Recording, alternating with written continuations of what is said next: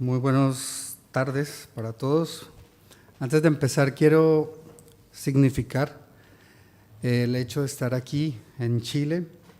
En Colombia nuestro ordenamiento tiene bases en el señor Andrés Bello y hay una deuda de los juristas colombianos a este país, así que para mí es un honor estar en Chile y más especialmente en este lugar.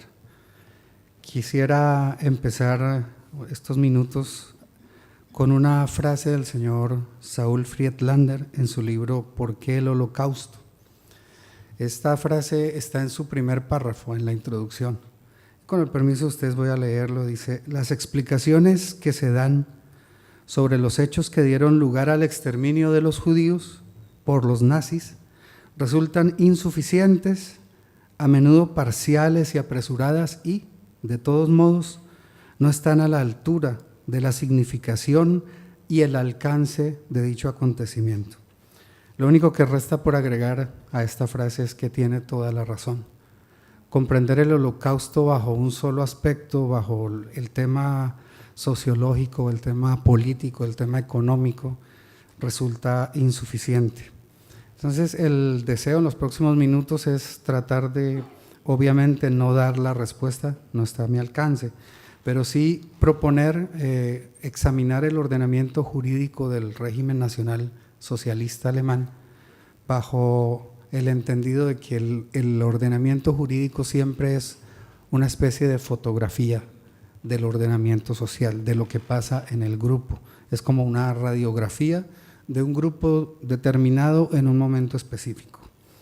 El problema, para plantearlo al alcance de todas las personas que están aquí, especialmente los no abogados ni estudiantes, se puede resumir en las relaciones entre la moral y el derecho. Se puede plantear de muchas formas, pero quisiera usar también una frase del Nobel de Paz Desmond Tutu. Dice: si eres neutral en situaciones de injusticia, has elegido el lado del opresor. ¿Por qué el pueblo más civilizado, más culto, más avanzado de Europa no se opuso? Ese es el tema que quiero dejar en la mente de ustedes. ¿Por qué la gran masa de alemanes no protestó cuando las leyes que se iban emitiendo unas tras otras eran evidentemente con un contenido contrario a sus propias convicciones cristianas, protestantes o católicas? El tema como tal ha ocupado la mayor cantidad de tiempo de la filosofía del derecho desde muchos siglos y se resume entre la pugna entre el derecho positivo y el derecho natural. Para nosotros los juristas, como bien lo acaba de decir el profesor, hay deleite en tratar los temas bajo el aspecto técnico. Nos gusta también, tenemos una propia jerga, tenemos un dialecto como abogados, así como lo tienen los médicos. Y entonces en las escuelas se condensa el tema bajo la perspectiva del derecho como es, simplemente la ley, y ese es el derecho positivo, y el derecho natural como el derecho como debe ser. Algunos hablan, para referirse a él, especialmente el profesor Gustav Radbruch, elaboró el término derecho supralegal. Es un poco un contrasentido, pero en fin. Para resumir un poco las posturas y con la venia siempre de los expertos en el tema, de los abogados y los juristas, pues no nos gustaba mucho la idea de que existiera un derecho natural. En la época de los hechos que estamos hoy recordando, pues estaba muy en boga presentar a la ciencia, al derecho, perdón, como ciencia.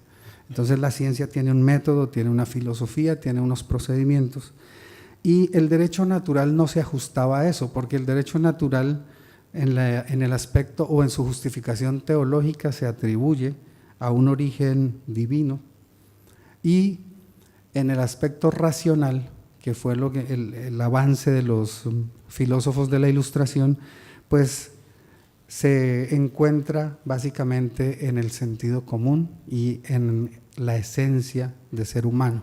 Entonces, esos dos aspectos del derecho natural pues no nos gustaban, porque entonces si hay un derecho natural, había un principio de causalidad, es decir, los hombres ya están condicionados a hacer ciertas cosas y eso le restaba categoría al derecho positivo, porque en el derecho positivo se habla del principio de imputación.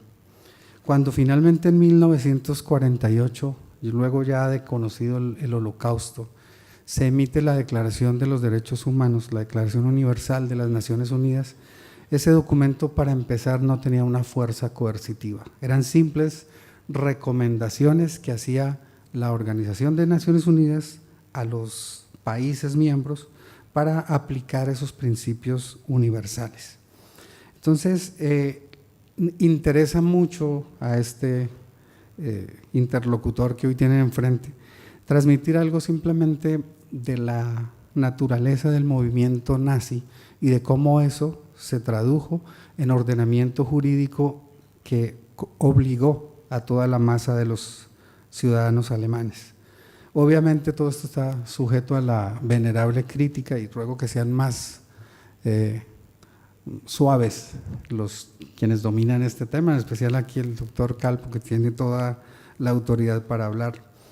Pero lo que Hitler se esforzó desde el principio de imbuir a su movimiento fue el principio de liderazgo. El 27 de febrero de 1925 él logró unificar al Partido Nacional Socialista Alemán y lo hizo bajo ese principio, doblegando completamente cualquier crítica, y allí por primera vez también se habló en público el término que hasta ese momento solamente los miembros del partido le dirigían a él en privado, y era el de Führer. Allí empezaron a darle ese tratamiento y se hizo pues casi obligatorio inicialmente y luego fue un mandato. Hasta tal punto incidió este principio de liderazgo que finalmente cuando se reunieron en enero de 1942 los participantes de la conferencia de Wannsee, donde redactaron o decretaron la solución final al problema judío, ninguno de los que estaban allí estaba haciendo otra cosa, y así lo manifestaron, que tratando de interpretar la voluntad del Führer. Hay muchas leyes antisemitas, antijudías, pero la solución final no existe una orden directa de Hitler. Por eso muchas personas trataron de desvincular su responsabilidad, porque fueron los altos jerarcas nazis los que tomaron esas decisiones, pero lo hacían precisamente con el deseo de complacer los deseos de Hitler. Las circunstancias luego fueron más o menos conocidas, simplemente a manera de resumen, pues cuando finalmente Hitler logra ser elegido canciller, eso fue en enero de 1933, el 30 de enero, a los pocos días, antes de un mes, ocurrió el incendio del Parlamento, y al día siguiente del Parlamento, Hitler presionó al presidente Hindenburg para que hiciera expedición del decreto de presidencia del rey para la protección de la nación y el Estado, así se llama el decreto. Allí lo que él hizo fue suprimir la gran cantidad de derechos civiles que había consagrado la República de Weimar, entre ellos el habeas corpus, el derecho a reunión, etcétera, etcétera. Todo eso a consecuencia del atentado al Parlamento. Y quiero mencionar acá que justamente eso fue lo que hizo el presidente George Bush a los pocos días de los atentados con las Torres Gemelas. Redujo completamente las libertades civiles. O sea que es una herramienta también que acostumbran usar mucho los gobiernos para apropiarse y para reducir la crítica y para tener también al mismo tiempo un mayor respaldo del pueblo. El otro hecho significativo de esa época fue que al mes de este decreto, Hitler solicitó que el Parlamento le expidiera una ley habilitante. Esa ley le concedía poderes casi que dictatoriales, pero necesitaba que el Parlamento votara a su favor. Entonces lo que él hizo como no tenía la mayoría parlamentaria, fue usar ese decreto de protección de la nación y del Estado para decretar la ilegalidad del Partido Comunista. Con esa medida suprimió 81 votos en contra. Durante este periodo los comunistas fueron asesinados y otros encarcelados, pero lo cierto es que cuando se produjo la votación de esta ley habilitante, que fue el 23 de marzo de 1933, la única oposición vino de los socialdemócratas. Los demás partidos guardaron silencio y ante esta oposición Hitler simplemente les dijo: la hora de su muerte ha sonado.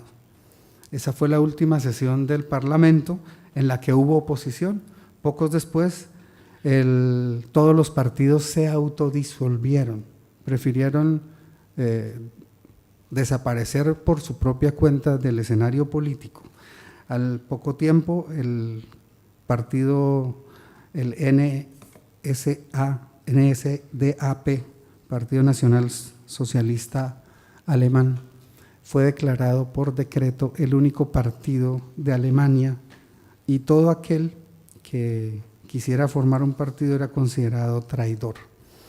La siguiente acción de Hitler también en ese sentido fue dirigida hacia los sindicatos, los desapareció, creó el Frente Alemán del Trabajo y con esto prácticamente borró toda oposición. Todo esto bajo la teoría de que el Führer tenía una relación especial con el pueblo, una armonía mística, una absoluta comunión, en la medida en que el Führer encarnaba y dirigía todas las aspiraciones y la voluntad del pueblo. Pero como ese pueblo a veces podía fallar en entender esa voluntad, pues ahí aparecían las autoridades nazis para tratar de explicarlos, para orientar en lo que era correcto. Lo que siguió pues fueron una serie de leyes completamente injustas. Fue prohibido, por ejemplo, criticar al Führer. Es famoso un caso del año 1944 en que una mujer delató a su propio esposo porque dirigió palabras ofensivas hacia Hitler. El esposo finalmente fue condenado a muerte, fue encarcelado y fue condenado a muerte. Luego este mismo caso fue estudiado años después, en 1949, y ya el delito que se le imputó a esta mujer fue haber privado ilegítimamente de la libertad a su esposo por haber hecho esa delación. Es decir, no existía un tipo penal específico. Eso realmente es grave para nosotros los juristas, porque en todas las constituciones se habla de que nadie puede ser juzgado ni condenado si no hay un delito previamente establecido. El abogado defensor de esta mujer pues argumentó que bajo el régimen del nazismo era legítimo lo que había hecho la mujer, pero finalmente el Tribunal de Apelaciones condenó a esta mujer y dijo, voy a leerlo también, que esa ley era contraria a la sana conciencia y al sentido de justicia de todos los seres humanos. O sea, estaba hablando del derecho natural, lo que nunca habíamos querido aceptar como algo que tuviera que ser considerado, porque para los juristas el derecho positivo es simplemente la ley, y la ley es la expresión de la voluntad del gobierno. Entonces, esto fue un cambio fundamental. A partir de 1933 hasta 1939, inclusive hubo leyes que prohibieron a los judíos absolutamente todo. De las más denigrantes yo podría considerar una que los obligaba a los hombres a ponerse el segundo nombre de Abraham a todos los judíos, y todas las mujeres judías tenían que tener el nombre Sara. ¿Por qué es tan denigrante? Porque dentro de nuestro estudio como abogados hablamos de derechos personalísimos, y uno de esos es el derecho al nombre, el otro el derecho a su imagen. Es algo que nadie debe tocar, y hasta ese punto entró el régimen a regular. ¿Qué nos queda a nosotros como abogados? Durante esa época se recordaba mucho en las escuelas que la ley es dura, pero es la ley. Es decir, que nosotros como juristas no debíamos promover ni mucho menos la desobediencia civil frente al ordenamiento jurídico positivo. La barbarie del nacionalsocialismo realmente llevó a todo un cuestionamiento sobre la tesis positivista. Empezaron, como les comentaba, los reconocimientos a esos derechos fundamentales, que en realidad es la positivización del derecho natural. Sin embargo, ya para finalizar, también quiero advertir que por la vía de la tutela, por lo menos en Colombia desde el año 1991, una nueva constitución consagró los derechos fundamentales a la vida, a la dignidad, a la salud, a la educación. Hay un capítulo completo en el cual ese derecho natural, ese derecho que es de parte de la esencia del ser humano, se convierte en derecho positivo.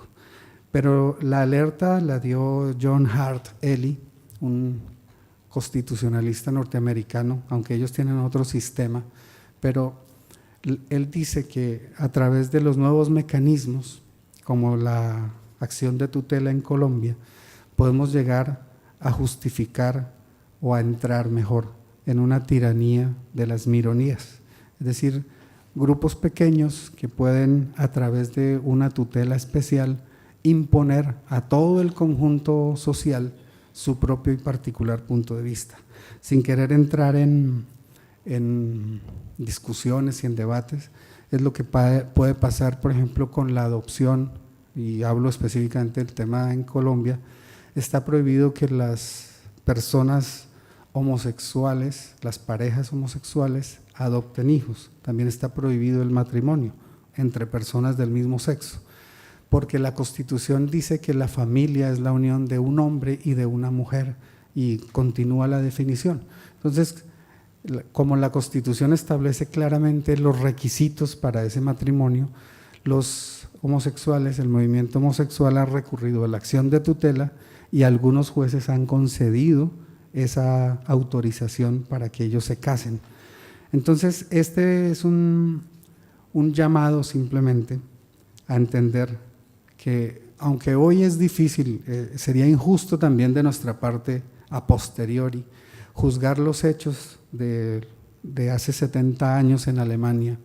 Lo cierto es que tampoco podemos permanecer indiferentes, que a los locos hay que creerles cuando hacen amenazas y no hay que darles armas nucleares, y que tal vez la solución está en que las personas comunes y corrientes como nosotros se apropien del tema, que ya no sea solamente un tema de debate en las facultades de derecho, sino que se profundice en el ejercicio de la libertad de conciencia, que las personas tengan también la oportunidad de aceptar o no el contenido de una ley. Justamente el pueblo alemán se excusa en gran manera en que todo lo que se hizo en ese momento había una ley para hacerlo. La última de las leyes antijudías fue el 1 de agosto del año 39, donde les prohibía a los judíos comprar la lotería. Entonces, eso puede incluso ahora parecer absurdo. El tema es que en ese momento, por el que el debate se lo hubieran dejado solamente a los juristas, también es un componente de que el grupo social no reaccionara ante ese tipo de injusticias. Entonces, la idea es sacar la discusión, como lo dije, de las aulas, que ustedes también lo conozcan el tema, se apropien de él, y que actuar a posteriori siempre será sobre hechos concretos, sobre hechos cumplidos. Las leyes que luego vengan a arreglar el daño, pues obviamente simplemente podrán regular la situación a futuro, pero ya las personas que hayan sufrido los daños, pues se quedarán con su dolor, las víctimas se quedarán con su tristeza, las familias sufrirán y las consecuencias pues serán irreversibles. Por esto Me parece muy importante todas estas iniciativas que ha tenido el doctor Soto de promover estos derechos humanos, de promover su aplicación, y quiero finalizar con algo que le acabé de escuchar, que precisamente es como la idea de toda mi charla en este día, y es que debemos apelar, dijo él, no solo a la razón, sino también al corazón. Muchísimas gracias.